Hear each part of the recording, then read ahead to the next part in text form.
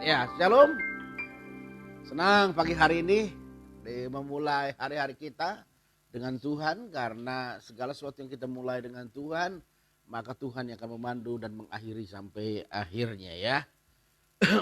Kalau kita perhatikan beberapa para politisi mengkritis pemerintah kita dan mereka berkata bahwa Indonesia pada prinsipnya sebenarnya belumlah merdeka. Sekalipun secara de jure tulisannya bahwa Indonesia merdeka bertanggal 17 Agustus 1945. Tetapi kenapa para politisi yang berseberangan dengan pemerintah mengatakan Indonesia sebenarnya belum berdaulat? Karena beberapa hal yang mereka bilang. Yang pertama, Indonesia punya ketahanan pangan yang sangat rawan sekali. Kenapa? Karena Indonesia adalah negara, kalau nggak salah, nomor 3 penghasil beras terbesar di dunia. Nomor 1 itu Vietnam.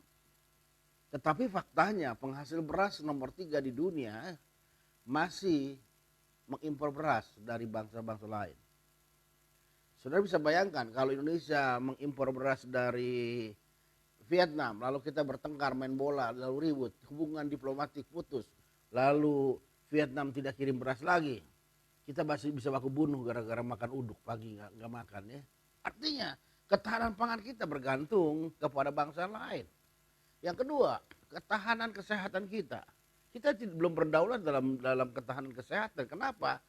Karena hari ini terbukti bahwa 95% bahan baku obat-obatan yang digunakan di Indonesia itu 95% dihasilkan dari Cina dan India. Sekali lagi saudara bisa bayangkan kalau mereka negara marah lalu mereka tidak kirim bahan-bahan obat-obatan ini, maka orang Indonesia hanyalah kumpulan orang-orang sakit yang tidak terobati. Bukan hanya dari situ saja, dari kedaulatan udara, space, ya udara. Kita pernah dengar, nggak tahu sampai sekarang masih berlaku, masih terjadi tidak. Itu pesawat turun naik di Batam, wilayah Indonesia termasuk Natuna, itu yang menentukan bukan Indonesia, tetapi Singapura. Boleh turun, boleh naik, itu Singapura. Lucu sekali, makanya kalau nggak salah namanya RIF ya kalau nggak salah ya. Itu makanya Jokowi mau ambil hak itu supaya kita punya kedaulatan dalam bidang aerospace. Bukan hanya di situ saja, kalau kita lihat juga, kita tidak punya kedaulatan di bidang politik. Kita ingat beberapa waktu tahun lalu lah ketika presiden kita disadap teleponnya oleh pihak Australia, tapi tidak ada satupun perkataan permintaan maaf dari pihak Australia. Kenapa? Karena mungkin ada tekanan-tekanan tertentu yang membuat kita tidak mampu meminta maaf. Sedangkan waktu Jerman disadap oleh Amerika, marahlah si Perdana Menteri yang perempuan itu, lalu Amerika minta maaf. Jadi kita lihat, nah, sama seperti kita orang Kristen hari ini, kita merasa sudah beribadah, kita sudah percaya Tuhan, kita sudah lakukan kebenaran dan banyak hal, kita merasa merdeka. Tetapi pada prinsipnya seringkali fakta yang faktual memberikan pernyataan bahwa kita seringkali masih tertawan, masih terbelenggu, dan kita tidak memiliki kedaulatan. Dan hari ini pagi hari kita akan belajar kira-kira iblis mengikat kita, membelenggu kita sehingga kita bukan menjadi orang yang merdeka sepenuhnya.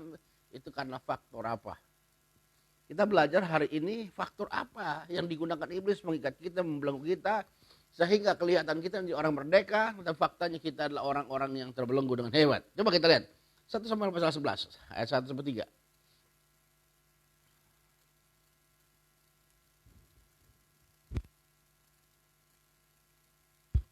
1 Samuel pasal 11 ayat 1-3.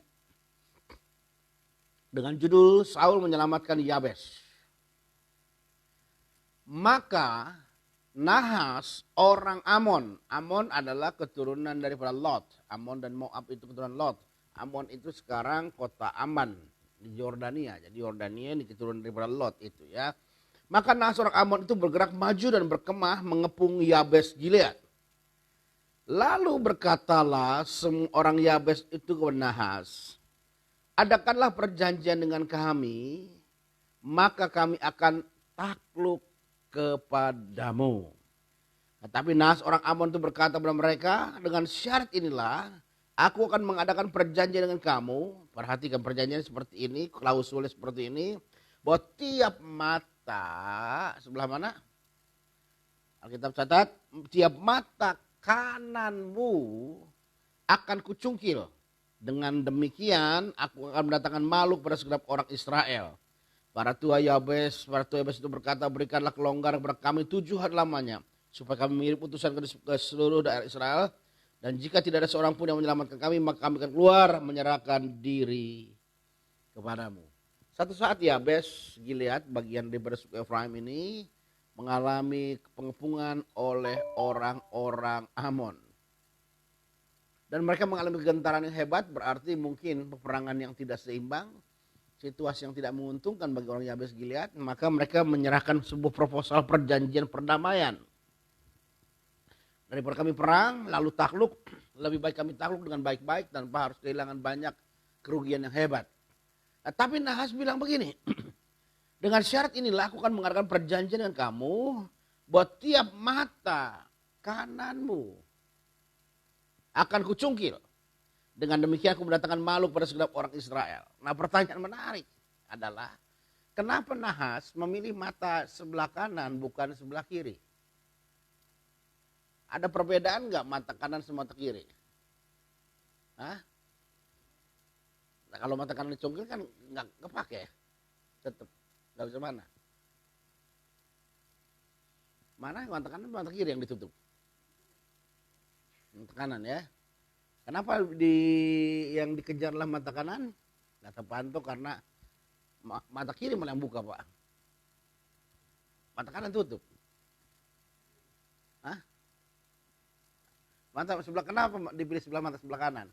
Karena saya percaya orang Amon ini mempunyai strategi yang sangat lihai dan licik. Kenapa?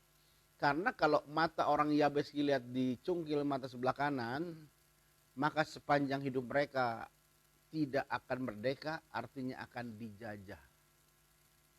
Kenapa dijajah? Karena ternyata perbedaannya mata kanan dan mata sebelah kiri adalah waktu dalam peperangan. Ya, mata kanan dan sebelah kiri. Biasanya waktu itu zaman perang head to head ya, berhadapan dengan berhadapan. Maka perlengkapan perang kita adalah 1 pedang dan 1 perisai. Perisai dipegang di sebelah tangan mana? Kiri ya. Maka waktu musuh mengangkat pedang mereka mau membacok kita akan bertahan dengan dengan perisai yang kita gunakan di sebelah kiri. Maka mata kiri kita otomatis tertutup, tidak melihat musuh. Maka kita melihat musuh hanya mengandalkan mata sebelah kanan. Betul ya? Kalau kita angkat perisai begini, perisai menutup mata sebelah kiri. Nah, kalau mata kanan kita dicungkil, dia cuma angkat gini, lalu kita ketakutan kita angkat perisai, bergeser sedikit tinggal ditikam, matilah orang Yabes Gilead. Ngerti ya? Nah, artinya iblis begitu sangat strategis sekali bagaimana memiliki langkah-langkah yang sederhana tetapi mematikan, membuat bangsa Yabes Gilead ini, bagian suku Efraim ini akan menjadi budak seumur hidup mereka. Nah, sama dengan kita hari ini kita akan menjadi budak sepanjang hidup kita kalau mata rohani kita tercungkil. Mata rohani itu apa? Saya percaya bicara mata rohani adalah iman kita. Hari ini iblis menggoncang situasi keadaan yang kita hadapi hari ini. Tujuan utamanya adalah mematikan iman kita. Sebab kenapa? Sebab banyak orang percaya yang hidup bukan karena iman, tetapi karena melihat. Ketika kita mengandalkan mata kita untuk melihat keadaan, membangkitkan iman kita, dan kita lihat situasi tidak pernah seperti apa yang kita bayangkan, maka secara tidak sadar kita akan membuat situasi akan membuat kita mengalami gentaran yang hebat sepanjang masa. Makanya Alkitab catat iman itu timbul bukan karena apa yang kita lihat, tetapi iman itu timbul dari apa yang kita dengar. Jadi hari ini yang harus kita optimalkan adalah telinga kita. Bagaimana kita lebih banyak mendengar firman Tuhan, lebih banyak kita mendengarkan suara Tuhan. Maka Alkitab seringkali berkata camkanlah, dengarkanlah dengan baik-baik. Karena kualitas apa yang kita dengar sangat menentukan kualitas iman kita. Ya, Alkitab sangat mengajar kita tidak hidup oleh karena apa yang kita lihat. Nah, oleh sebab itu maka kita melatih jemaat hampir tiap hari, kita menabur firman, hampir tiap hari sharing firman, hampir tiap hari menyampaikan firman Allah dengan tujuan utamanya memenuhkan telinga mereka dengan firman sehingga telinga mereka akan penuh dan otak mereka, hati mereka, pikiran mereka akan penuh dengan firman sehingga mereka hidup bukan dari apa yang mereka lihat tetapi mereka hidup dari apa yang mereka dengar. Jadi hal yang pertama yang seringkali membuat kita hidup dalam belenggu, yang tidak bisa membuat kita merdeka, berdaulat dalam hidup kita adalah mata rohani kita yang tercungkil. Jadi hari ini pastikan rohani kita, mata rohani kita yaitu iman kita. Iman itu timbul dari pendengaran. Jadi telinga kita sangat menentukan iman kita ya. Yang kedua, kira-kira dengan cara apa iblis menawan kita supaya kita terbelenggu dan tidak mengalami kemerdekaan yang sempurna, yang sejati. Kita lihat Yesaya pasal 20 ayat 1-3.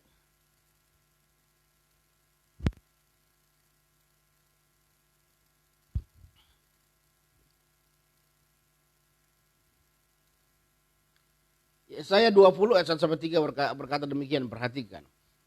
Ucapan ilahi terhadap Mesir dan terhadap Ethiopia.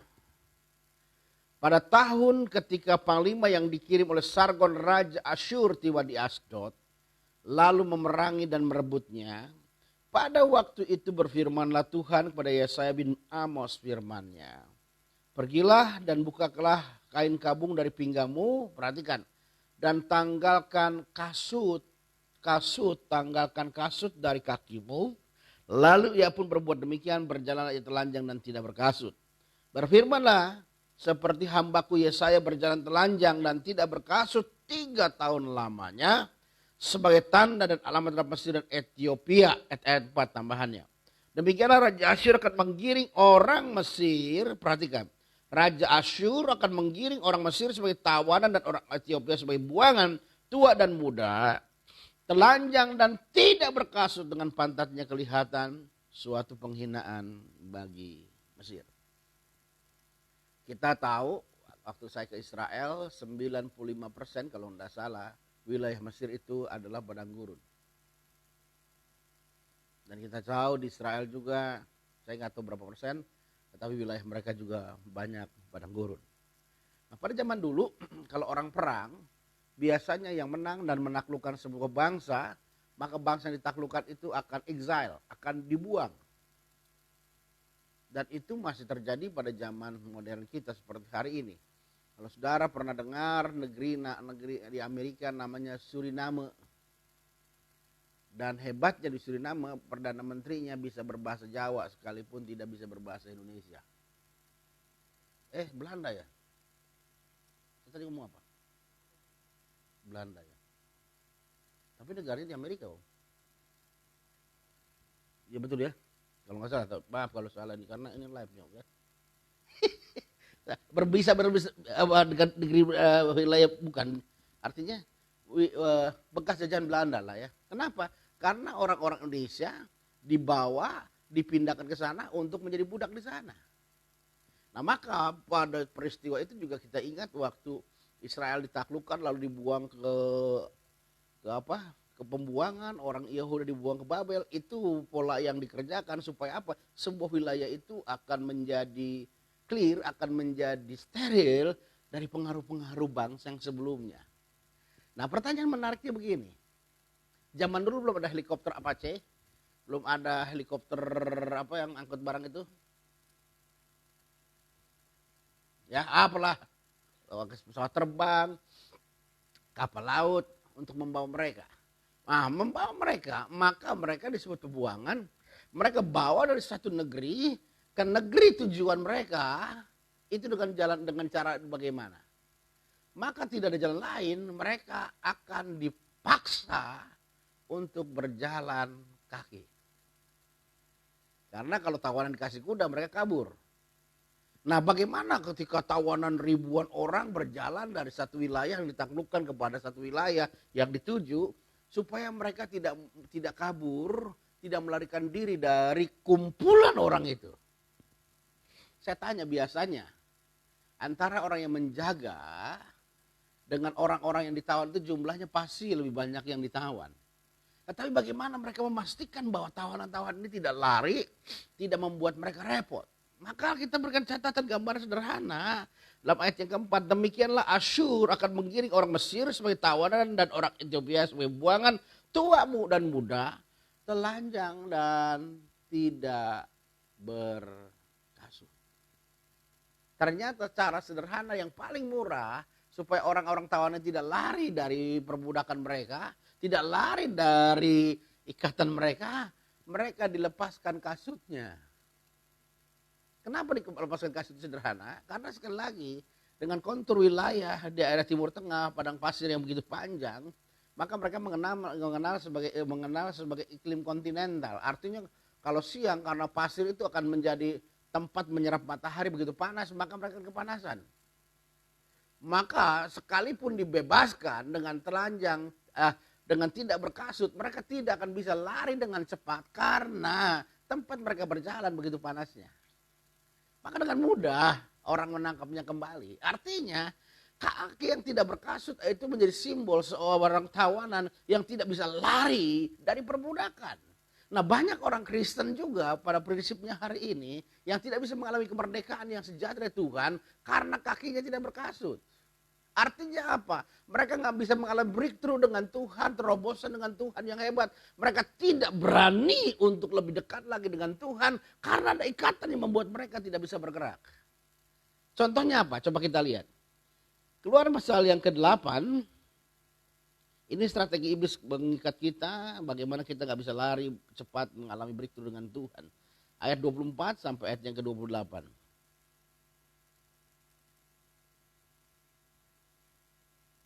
Keluaran, kita lihat pasal yang ke-8, ayat 24 sampai 28.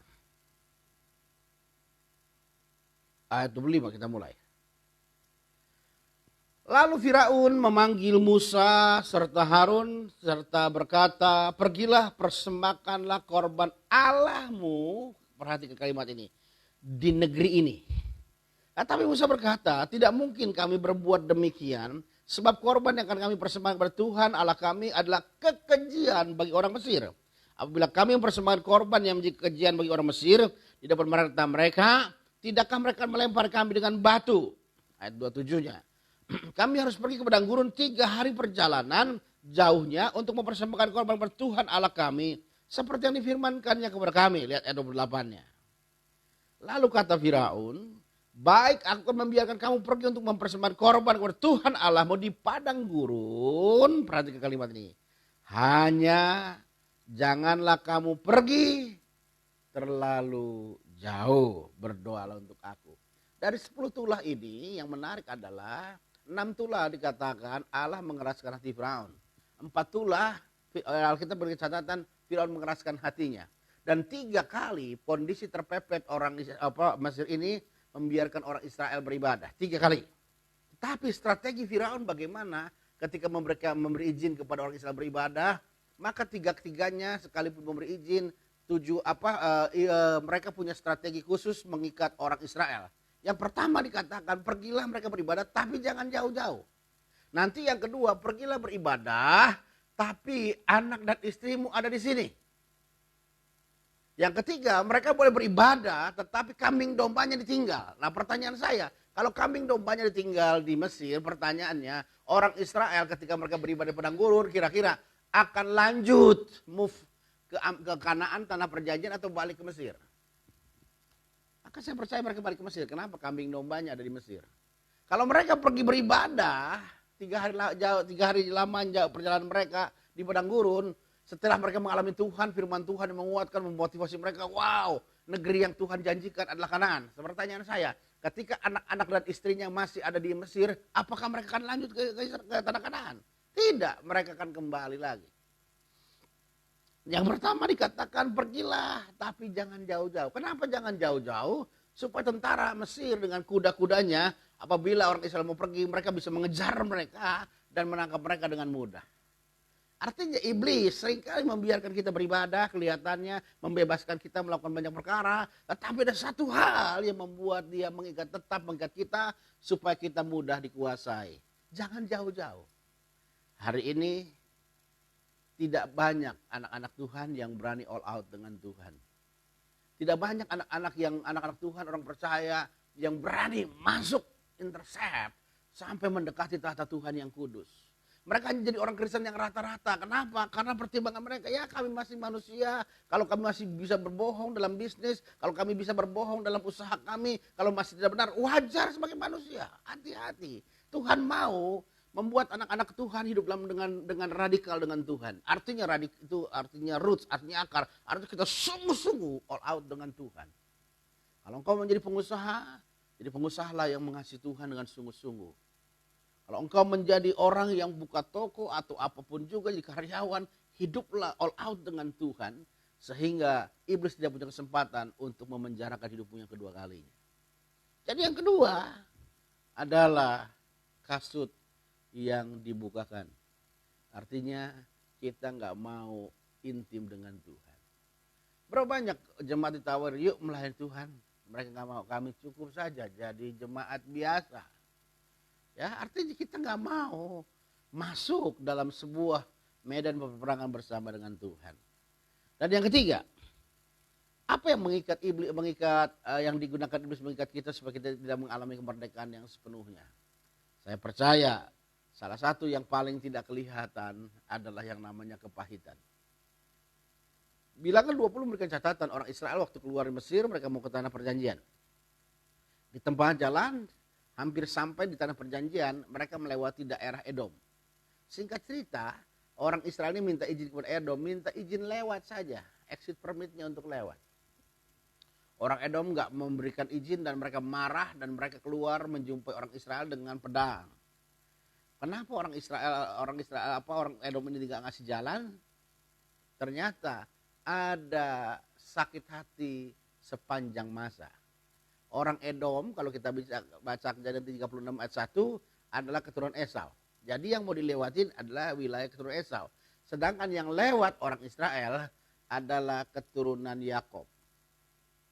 Kenapa saya bilang kepahitan? Artinya Esau sangat kepahitan dengan adiknya Yakob ini. Maka kepahitannya diceritakan kepada anaknya, kepada generasinya, sampai kepada bangsa Edom pada masa Musa mau keluar menuju tanah perjanjian itu. Sudah berapa tahun kira-kira penipuan Yakob sampai peristiwa orang Israel sampai ke Edom. Orang Israel di Mesir saja 400 atau 430 tahun. Anggaplah 400 tahun. Perjalanan orang Israel dari Mesir ke tanah Kanaan adalah 40 tahun. Ya anggaplah ini tahun ke-30. Berarti 400 tahun di Mesir tambah 30 tahun perjalanan Israel 430. Anggap lagi sebelum mereka masuk Mesir peristiwa penipuan Yakob kepada Esau itu anggaplah 20 tahun. Jadi ditipulah Esau 20 tahun baru masuk ke Mesir. Berarti 450 tahun orang Edom keturunan Esau hidup dalam cerita tentang Yakob yang menipu dan itu memahitkan mereka sepanjang hidup mereka.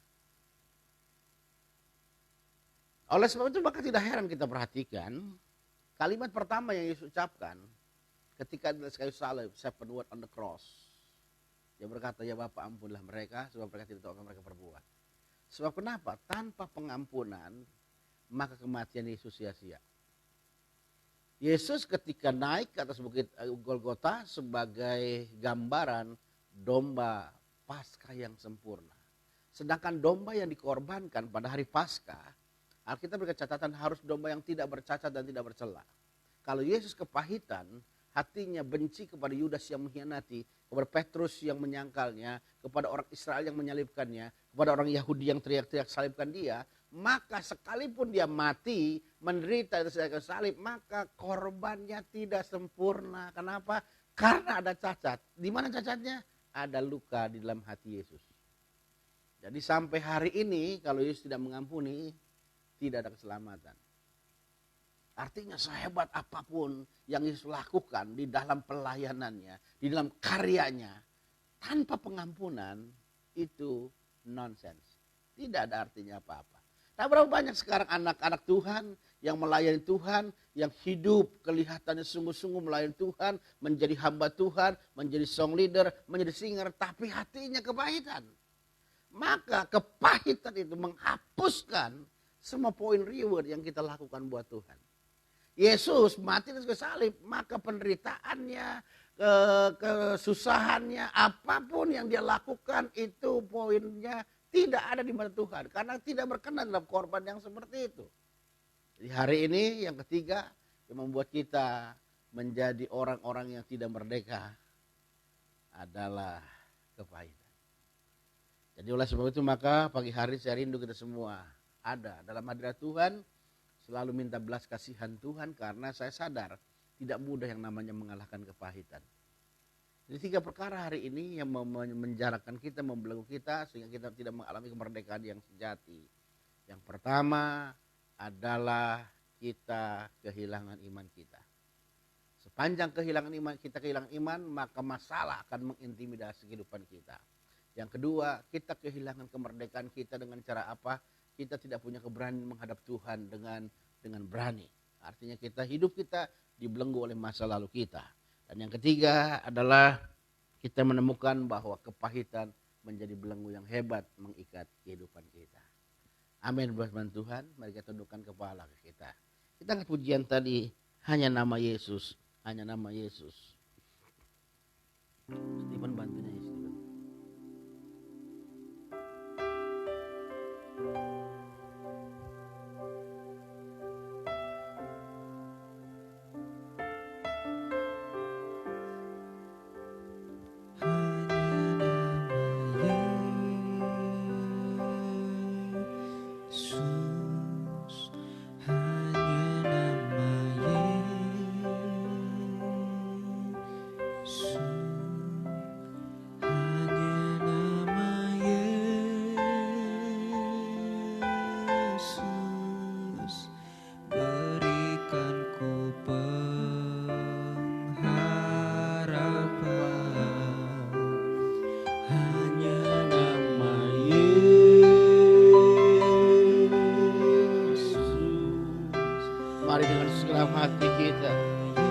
Kita mau berseru kepada Tuhan. Hanya nama Yesus yang memberikan pengharapan dalam hidup kita. Dan dia memberikan kepastian pertolongannya dalam kehidupan kita.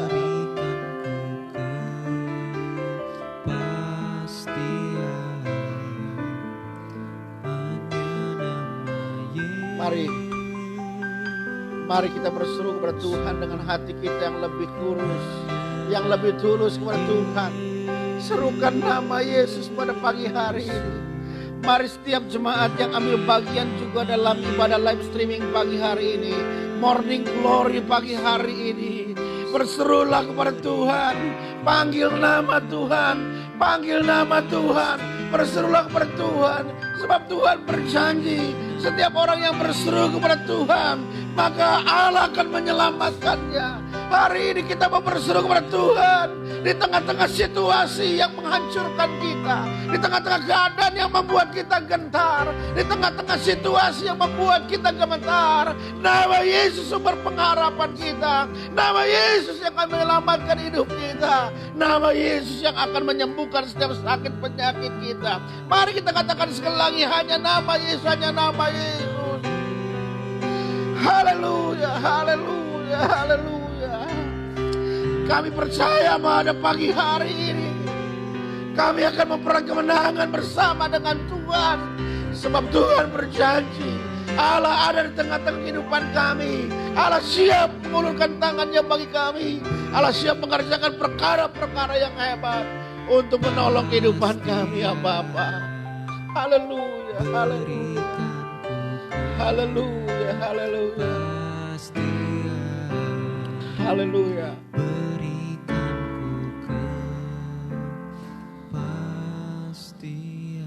Sebelum kita akan masukin doa-doa pribadi kita pagi hari ini, kita mau masuk dalam hadirat Tuhan dalam doa-doa syafaat kita. Kita mau berdiri sebagai intercessor, menjadi penghubung. Begitu banyak orang-orang yang berharap Tuhan menjamah dan melawat mereka. Dan kitalah hari ini orang-orang yang siap mendukung mereka dengan doa syafaat mereka. Hari ini berdoalah seperti Abraham berdiri ketika Sodom dan Gomora akan dimusnahkan Tuhan. Karena Tuhan begitu mendengar, Tuhan begitu peduli. Teringat Tuhan disendengkan dan dibuka untuk orang-orang yang mau bersyafaat bagi orang lain. Doa Abraham, jikalau ada 50 orang-orang benar di Sodom dan Gomora, apakah Tuhan akan memusnahkan Sodom dan Gomora? Lalu Tuhan berkata, kalau ada 50 orang yang sungguh-sungguh percaya, 50 orang benar di Sodom dan Gomora, maka Tuhan tidak akan memusnahkan Sodom dan Gomora. Artinya hari ini kita dengar, artinya kita meyakini Tuhan begitu menghargai setiap orang yang bersyafaat, setiap orang yang mau berdiri menjadi penghubung dengan Tuhan pada pagi hari ini. Kita akan berdoa syafaat bagi bangsa negara kita hari ini. Kita bersyafaat buat bangsa-bangsa yang mengalami pandemi yang hari ini, yang sedang berjuang juga untuk menemukan vaksin antivirus COVID-19 ini. Sebab selama belum ditemukan virus vaksin antivirus ini, maka sepanjang itu pula kita harus hidup berdampingan dengan COVID-19 ini. Kita mau berdoa buat kota Karawang secara khusus. Kita berdoa bagi perusahaan-perusahaan pabrik-pabrik yang ada di kota Karawang ini. Kalau mereka mengalami siklus ekonomi yang normal, mereka mendapatkan omset yang kembali orderan seperti biasa, maka Kabupaten Karawang, Purwakarta secara ekonomi akan menggeliat kembali, secara ekonomi akan bangkit kembali dan memberikan pertolongan bagi banyak orang-orang Cikampek ini. Kita berdoa. Dan yang ketiga, kita akan berdoa bagi KOL di Indonesia agar Tuhan menaruh kekuatannya, menaruhkan pengharapannya KOL bersama dengan Tuhan sepanjang hari-hari ini. Kami berdoa Tuhan pagi hari ini buat bangsa-bangsa yang hari ini berjuang bersama Tuhan, mencari vaksin antivirus COVID-19 ini Tuhan. Kami tahu bukan perkara yang mudah. Kami sadar begitu banyak tangan-tangan yang akan mengganggu. Salah satunya adalah komersialisasi. Sebab kalau sebuah negara menemukan virus ini lalu dikomersialkan, maka mereka akan mendapatkan keuntungan yang begitu besar dan banyak. Hari ini kami berdoa agar roh komersialisasi dalam berusaha untuk mencari antivirus ini dihapuskan oleh Tuhan. Tuhan gantikan dengan sisi kemanusiaan. Mereka berjuang untuk kemanusiaan agar antivirus ini boleh menjadi salah satu alat di mana Tuhan menyelamatkan bangsa-bangsa dari pandemi yang mematikan ini. Kami berdoa untuk Israel, kami berdoa untuk Cina, kami berdoa untuk bangsa-bangsa lain, kami berdoa untuk Indonesia yang sedang juga bergumul. Bahkan mereka sudah menemukan tentang terapi plasma konvalesen Tuhan, kami juga berdoa agar semua yang dikerjakan oleh bangsa Indonesia ini untuk menemukan pengobatan yang sempurna, antivirus yang terbaik untuk mematikan penyebaran COVID-19 berjalan seperti apa yang Tuhan kehendaki ya Bapa. Kami juga berdoa buat pemerintahan kami terus digoncang segala macam keadaan. Dalam situasi yang tidak menyenangkan hari ini, ada orang-orang di dalam negeri sendiri yang mungkin merongrong wibawa pemerintahan kami. Kami berdoa agar mereka Tuhan lunakkan hati mereka, agar mereka punya pandangan yang sama. Hari ini kami perlu bergandengan tangan, menerapkan langkah yang sama untuk membawa negeri ini lolos dari segala malapetaka yang besar dan dahsyat ini Tuhan. Karena kami sebagai orang awam melihat kalau ini berlaku 6 sampai 1 tahun lagi terjadi Tuhan. Kami tidak tahu apa yang terjadi buat negeri ini. Mungkin ada kekacauan, mungkin ada kelaparan hebat, mungkin ada tanda-tanda yang mematikan. Oleh sebab itu kami berdoa, bangkitkan gereja-gerejamu menjadi agen daripada doa-doa syafaat bagi bangsa ini. Bangkitkan gereja-gerejamu, membanjiri hadirat Tuhan dengan doa-doa mereka agar negeri ini dilewatkan dari malapetaka yang besar dan dahsyat itu. Kami berdoa sekali lagi untuk para presiden kami Joko Widodo, para menteri, orang-orang yang terlibat di dalam pengentasan bagi pemutusan penyebaran COVID-19, gugus depan daripada COVID-19, semua diberkati Tuhan. Kami juga berdoa Tuhan buat perusahaan-perusahaan di Kabupaten Karawang ini sekali lagi. Engkau berkati Tuhan, Engkau berkati Tuhan. Kami sungguh bersyukur sekalipun agak mengalami kekurangan di dalam omset yang mereka dapatkan. Atau belum ada satu perusahaan yang kami dengar di Kabupaten Karawang ini yang sudah tutup. Mereka masih beroperasi. Kami berdoa terus menaungi mereka dengan doa-doa kami agar diberkati. Karena perusahaan-perusahaan ini akan menampung orang-orang Cikampek bekerja. Dari hasil pekerjaan mereka menghidupi keluarga mereka. Mereka bisa belanja dan akhirnya ekonomi kembali pulih. Kami berdoa semuanya Tuhan, tangan Tuhan yang kuat menyertainya. Kami juga berdoa Tuhan untuk call di seluruh Indonesia. Berdoa buat Karawang yang hari ini mengalami sedikit goncangan. Agar tangan Tuhan yang kuat menyertai, menopang dengan meneguhkannya. Kami berdoa untuk call Purwakarta, Cikarang, Cikampek, Medan, Palangkaraya, Balikpapan, Bengkulu, Bali. Semua dalam anugerah kebajikan dan kemurahan Tuhan semata. Kami berdoa juga buat setiap jemaat Kolus dimanapun mereka berada. Taruh hati yang taat kepada para gembala.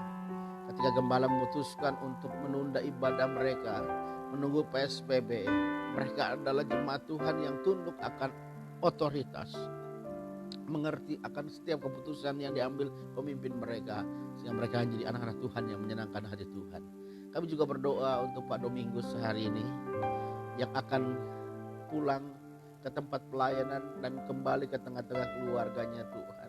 Engkau menutup bungkus perjalanan ini Tuhan dengan anugerah, dengan kebajikan, dengan kebaikan daripada Tuhan. Supaya apapun dalam perjalanan ini, tangan Tuhan tidak pernah undur menopang dan meneguhkannya.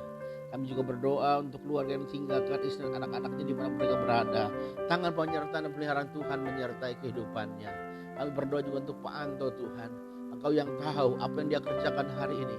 Engkau yang tahu pengharapan apa yang dia tumbuhkan hari ini. Kami percaya Tuhan akan menopang. Tuhan akan mengerjakan perkara-perkara istimewa dan luar biasa dalam kehidupannya.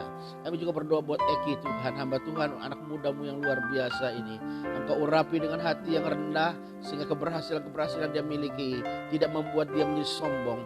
Tetapi setiap keberhasilan yang Tuhan kerjakan dalam kehidupannya membuat dia kagum akan Tuhan dan merendahkan hatinya di hadapan Tuhan.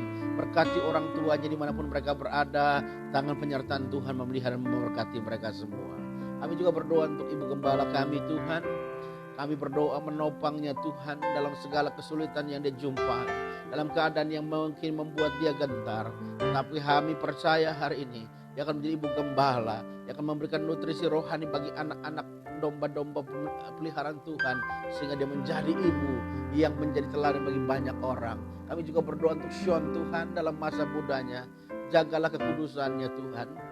Engkau naungi dalam kehidupannya, setiap langkah kehidupannya, agar dia maksimal bersama dengan Tuhan, tidak melakukan kesalahan yang tidak perlu dalam hidupnya, karena tangan Tuhan yang kuat menyertai kehidupannya. Kami juga berdoa untuk Ibu Yayan Tuhan, dalam pekerjaan, di dalam pelayanannya, di dalam rumah tangga dan keluarganya. Tuhan tidak pernah meninggalkan, Tuhan ada di tengah-tengah kehidupannya, dan lawatan Tuhan melanda dalam kehidupannya. Kami berdoa juga untuk Pak Juan Huta Barat Tuhan. 3 bulan sudah juga dia berpisah dengan anak dan istrinya. Tuhan juga berperkara membela kehidupannya. Engkau mencatat setiap pengorbanan yang diberikan bagi kemuliaan nama Tuhan. Sehingga apa yang dikerjakannya berkenan kepada Allah yang sempurna. Kami juga berdoa untuk Stephen Tuhan. Anak muda ini yang mau menyerahkan hidupnya bagi Tuhan. Biar Tuhan buka jalan, Tuhan nyatakan kasih setiamu.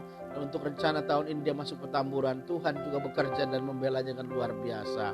Kami juga berdoa Tuhan untuk Obed, anak mudamu yang luar biasa ini Tuhan.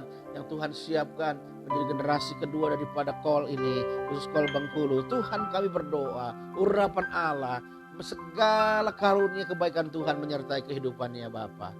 Kami juga tidak lupa berdoa untuk setiap orang yang memohon dukungan doa dalam kehidupan mereka pada hari ini.